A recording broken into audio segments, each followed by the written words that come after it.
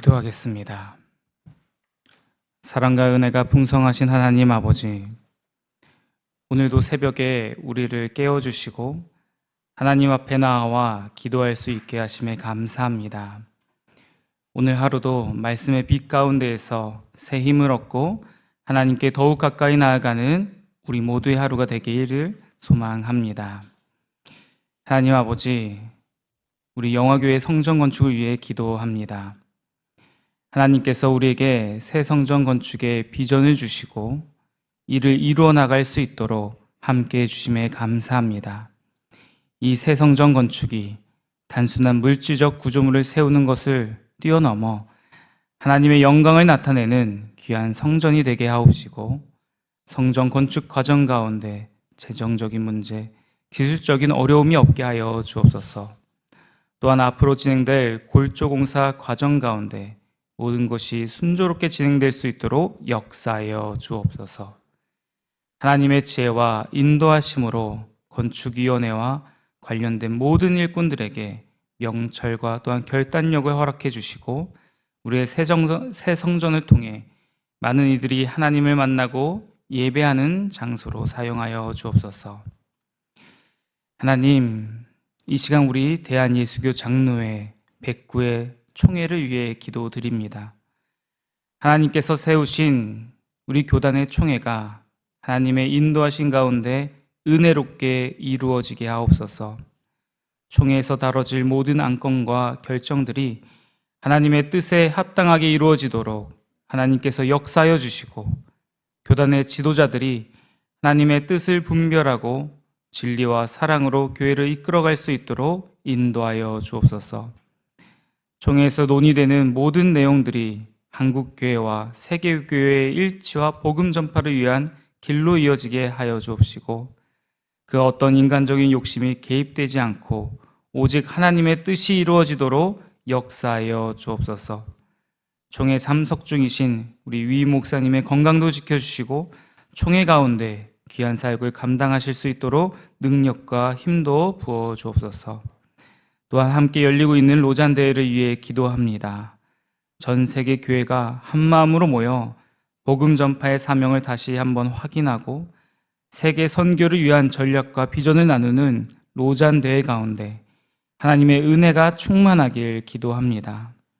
이 대회가 하나님의 뜻 안에서 성공적으로 진행될 수 있도록 모든 실무자들과 준비위원들을 축복하여 주옵시고 인도하여 주옵소서. 이번 대회를 통해 전 세계 교회가 하나로 연합되며 복음을 아직 듣지 못한 민족들과 나라들에게 복음이 전해지는 귀한 계기가 되게 하여 주옵소서. 각국에서 참석하는 교회 지도자들과 선교사들에게 하나님의 지혜와 통찰을 허락하시고, 이들이 함께 모여 하나님의 뜻을 분별하며 선교의 사명을 더욱 뜨겁게 되새기는 시간 되게 인도하여 주옵소서. 하나님 아버지, 이 시간 병중에 있는 우리 성도들을 위해 기도드립니다. 하나님께서 우리의 연약함을 아시고 고통 속에 있는 성도들의 마음과 몸을 위로하여 주시기를 간구합니다.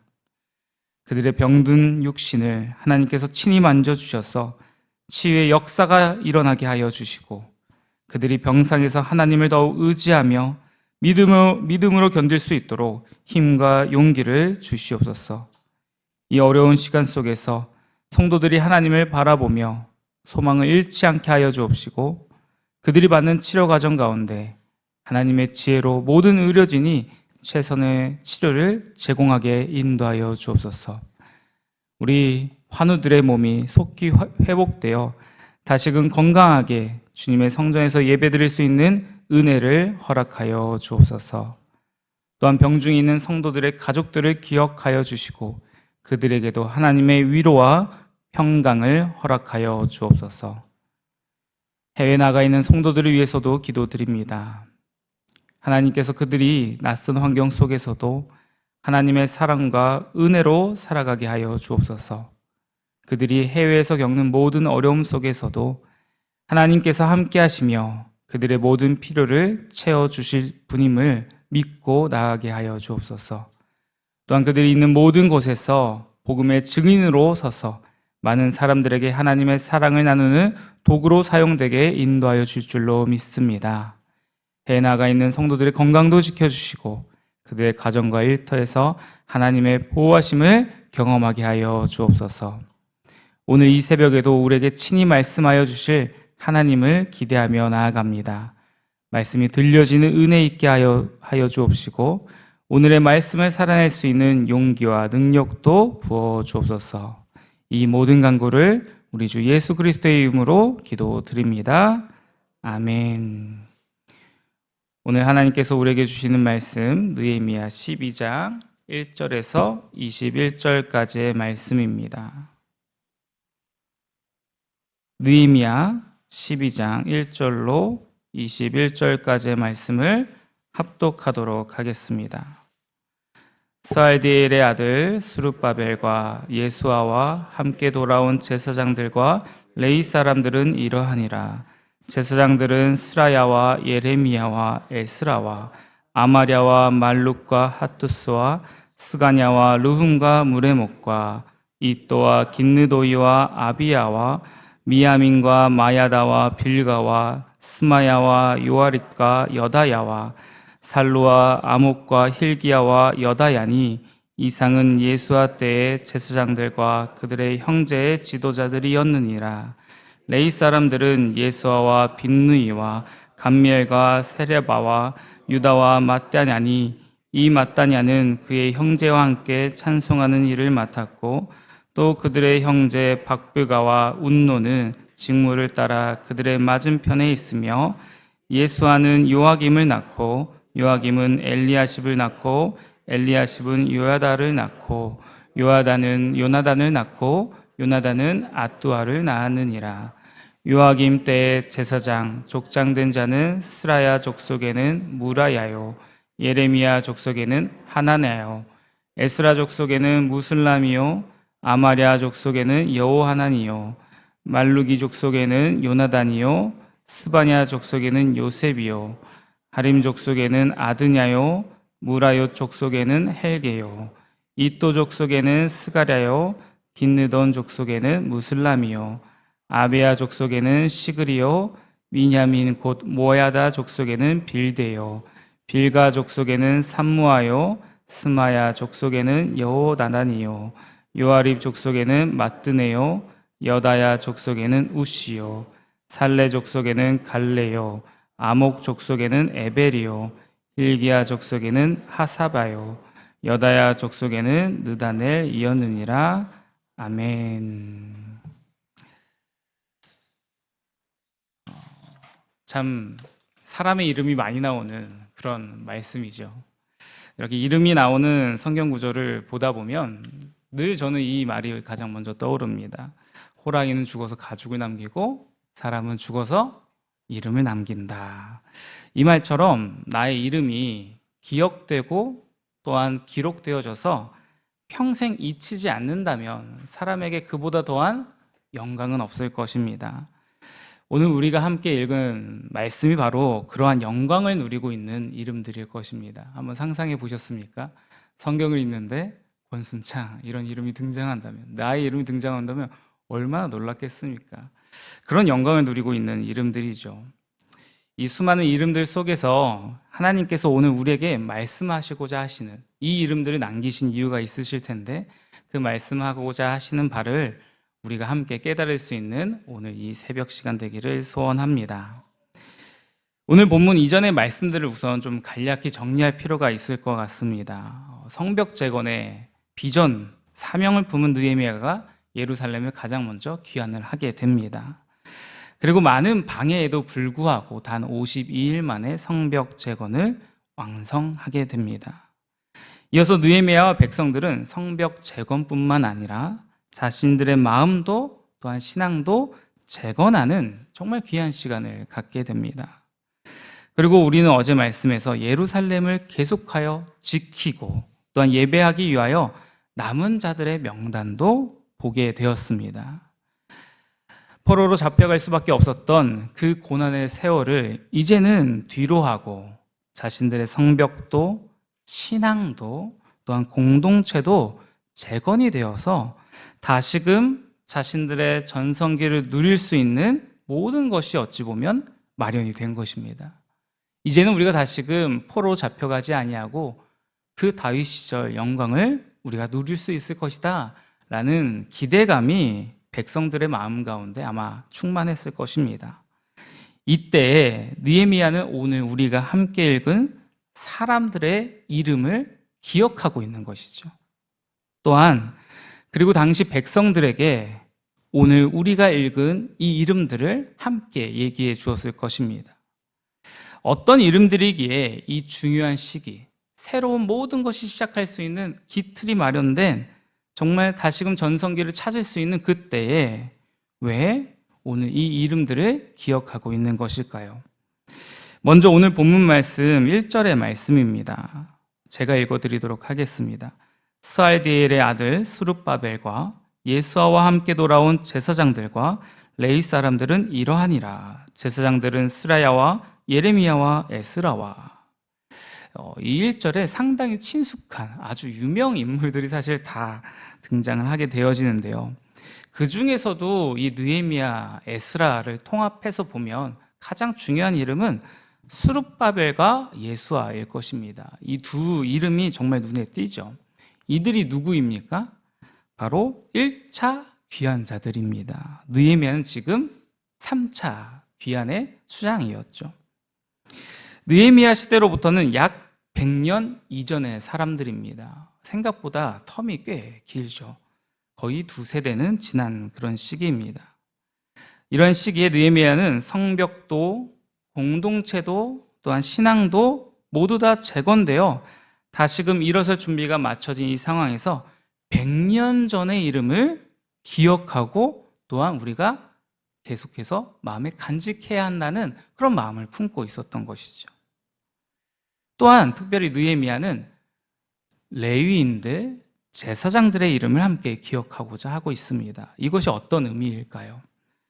이것은 오늘 자신들이 이룬 성벽 재건과 신앙 부흥과 공동체 회복은 자신들의 힘만으로 이룬 것이 아님을 고백하는 말씀인 것이죠. 우리 이전에 황폐한 땅, 정말 아무것도 할 수 없는 정말 폐허가 된 그 땅에 도착해서 눈물로 씨앗을 뿌린 우리의 선조들이 있었다. 우리 믿음의 선배들이 있었다는 것을 기억하고 그들의 이름을 계속해서 붙잡고 있는 것이죠. 또한 이것은 그 1세대부터 오늘 우리까지 하나님께서 이 일을 이끌어 주셨고 인도해 주셨기에 우리가 이 성벽 재건도 신앙의 부흥도 또한 공동체 회복도 이룰 수 있었다는 그런 고백이 담겨 있는 이름들인 것입니다. 즉 오늘 우리가 이룬 업적은 나의 것만이 아니고 우리 이전에 수많은 자들의 땀과 하나님의 인도하심이 낳은 결과라는 것입니다. 그렇게 100년 전 사람들의 이름이지만 기억할 필요가 있는 것이죠. 이 말씀을 읽으면서 다른 한 이름이 떠올랐습니다. 친숙한 분도 있으시고 안 친숙한 분들도 계실 텐데 야누스라는 인물이 있습니다. 기독교사에서 아주 중요한 인물인데 이 야누스라는 분이 활동할 당시에는 교황이 보통 몇 명이죠? 네, 한 명이죠. 이 말을 하는 게 참 웃긴데 이분이 활동할 때는 왜냐하면 교황이 3명 있었기 때문입니다. 정말 얼마나 혼탁한지 알 수 있지 않겠습니까? 그리고 이 3명이 다 내가 진짜 교황이다 이렇게 싸우던, 어찌 보면 우리 기독교 역사상 가장 어둠이 짙었고 또한 면죄부를 파는 그 폐해로 인해서 정말 많은 이들이 잘못된 믿음 가운데 신앙생활을 할 수밖에 없었던 그런 때였습니다. 이때 이분이 교황을 향해서 감히 그 누구도 이 잘못된 부분을 지적하지 않았는데 면죄부를 파는 교황은 정말 충격적으로 말합니다. 가롯 유다와 같다라고 선포합니다. 이것을 당시 카톨릭 교회에서 가만히 둘 리 있겠습니까? 당연히 공의회를 열어서 소환하게 됩니다. 그리고 종교 재판을 열 테니 출석하시오. 이렇게 이렇게 요구를 하게 되죠. 이 재판의 결과가 어땠을까요? 1415년 7월 16일 야누스라는 인물은 화형당하게 됩니다. 이 화영장에서 야누스가 남긴 아주 유명한 말이 있습니다. 너희는 지금 거위 한 마리를 불태워 죽인다. 그러나 100년 후에는 태울 수도 없고 삶을 수도 없는 백조가 나타날 것이다. 후스라는 이름의 뜻이 거위라고 합니다. 그러니까 너희는 지금 나를 불태우지만 100년 후에는 두고 봐라. 너희가 절대 상대할 수 없는 백조가 나타나 종교개혁을 이뤄낼 것이다. 이로부터 100여 년이 지난 1517년 10월 31일 마르틴 루터는 비텐베르크 대학교의 교회 정문에 95개조 방방문을 붙임으로 종교개혁을 시작하게 됩니다. 정말 신기하죠. 약 102년이 지난 후에 루터라는 인물이 나타나서 종교개혁을 이뤄내게 됩니다. 그리고 루터가 얀 후스에 대해서 이런 말을 남깁니다. 알든 모르든 우리는 모두 후스파다라는 말을 남깁니다. 100년 전 야누스의 죽음이 있었기에, 그리고 야누스를 기억하고 있던 루터가 있었기에 종교개혁은 시작되고 점점 더 무르익어서 완성되고 성공할 수 있었던 것이죠. 후스라는 어떻게 보면 마중물이 있었기 때문에 아무것도 없었던 그 황폐한 땅에서 종교개혁을 외쳤던 아주 귀한 신부님이자 목사님이 계셨기에 종교개혁이 시작될 수 있었던 것입니다. 우리 삶에는 이렇듯 기억해야 될 이름들이 있다는 것이죠. 계승이라고도 할 수 있겠습니다. 그 이름을 기억함으로 그의 신앙과 그의 뜻을 계승한다는 것이죠. 그리고 그 이름들 위해서 그들이 꿈꿨던 하나님의 일을 오늘 계속해서 이어나가고 이뤄가는 것이 우리의 사명일 것입니다. 그리고 끝내 우리 누군가는 그 일을 이뤄내게 될 것입니다. 이 야누스라는 분의 일대기도 다시금 떠올리고 오늘 말씀 읽으면서 저는 우리 교회 건축도 이러한 맥락 가운데 있지 않나라는 생각을 해보게 됩니다. 우리가 기억하지 못하고 잊어버린 누군가는 오늘 교회 건축을 위해 아주 오래전부터 꿈꾸고 또한 기도했을지도 모르겠습니다. 제가 부임하기 전 아주 오래전부터 하나님 우리에게 예배당을 주옵소서, 이런 기도를 하신 분이 분명히 있을 것입니다. 그들의 기도가 있었기에, 무엇보다 건축을 이끌어 가시는 하나님이 계시기에 오늘 우리는 아주 순적하게 교회 건축을 진행할 수 있죠. 또 순적하다는 표현도 있지만 정말 저희 위 목사님께서 말씀하신 것처럼 하나님이 몰아가시듯이 막 건축이 진행되지 않았습니까? 마치 뿌리가 단단히 심겨 있는 나무는 그 어떤 바람에도 흔들릴지언정 뽑히지 않는 것처럼 오늘 우리 영화교회도 뿌리가 된 이름들이 있을 것입니다. 뿌리가 된 기도가 있을 것입니다. 이것들이 있기에 오늘 우리가 이 자리에 굳건하게 자리하고 있는 것이겠죠. 이곳에 오늘 우리가 감사할 수 있는 날이 되기를 소원합니다. 또한 기억할 수 있는 우리가 되기를 소원합니다.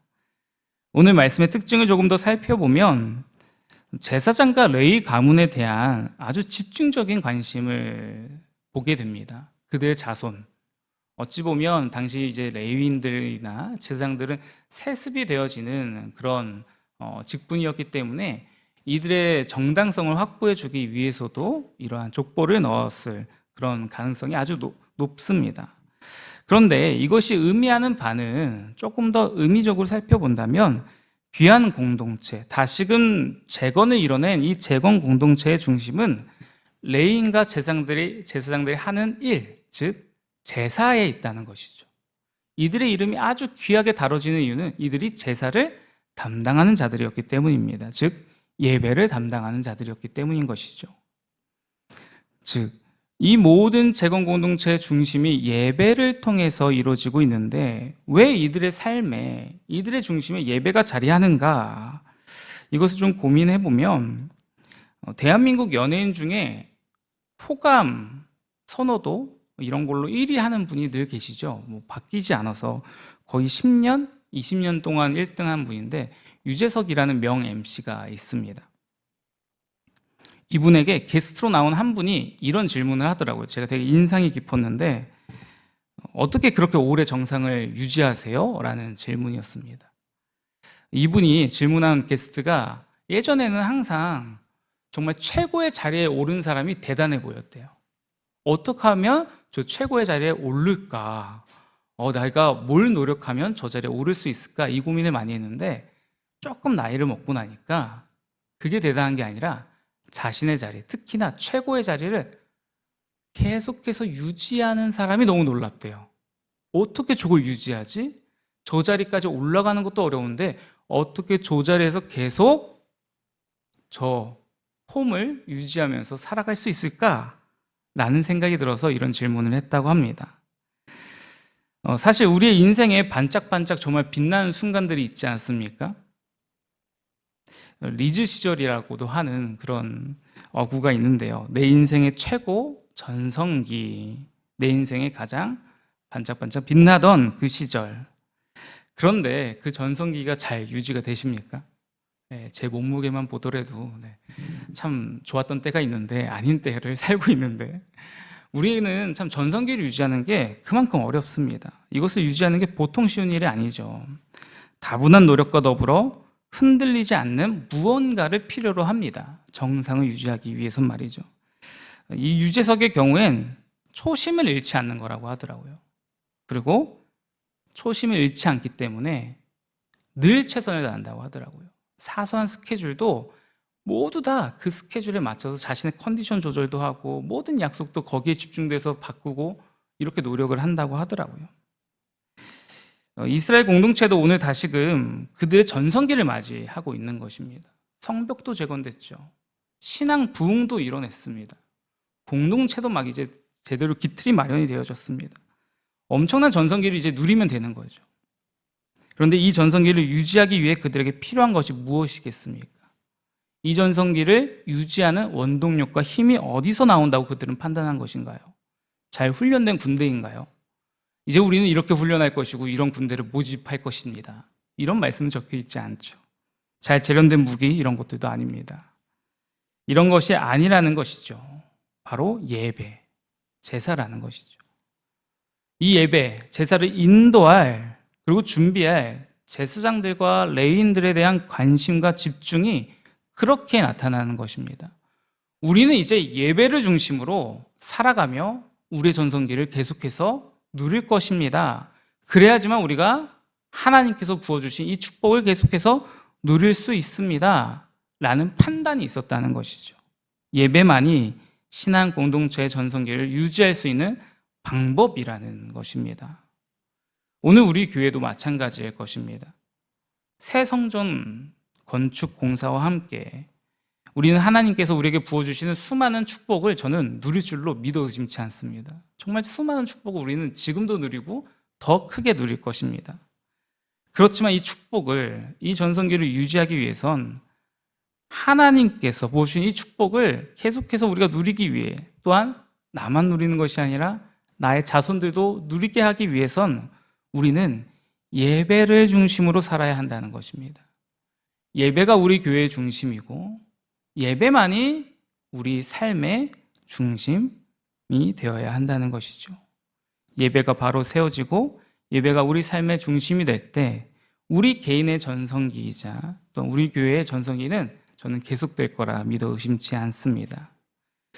이러한 예배를 통하여서 예배가 중심으로 정립된 삶을 살아냄으로써 하나님의 축복과 늘 함께하는 우리 영화교회 교인들 되기를 소원합니다. 함께 기도하도록 하겠습니다. 하나님 아버지, 오늘도 하나님의 말씀 가운데 하루를 시작합니다. 오늘 이 하루도 그리고 우리의 모든 인생 가운데 말씀과 예배를 중심에 둔 삶을 살아낼 수 있게 우리를 인도하여 주시고 이로 인하여 하나님의 축복을 늘 누리며 살아가게 되는 우리들 되게 인도하여 주옵소서. 이 모든 것 우리 주 예수 그리스도의 이름으로 기도드립니다. 아멘.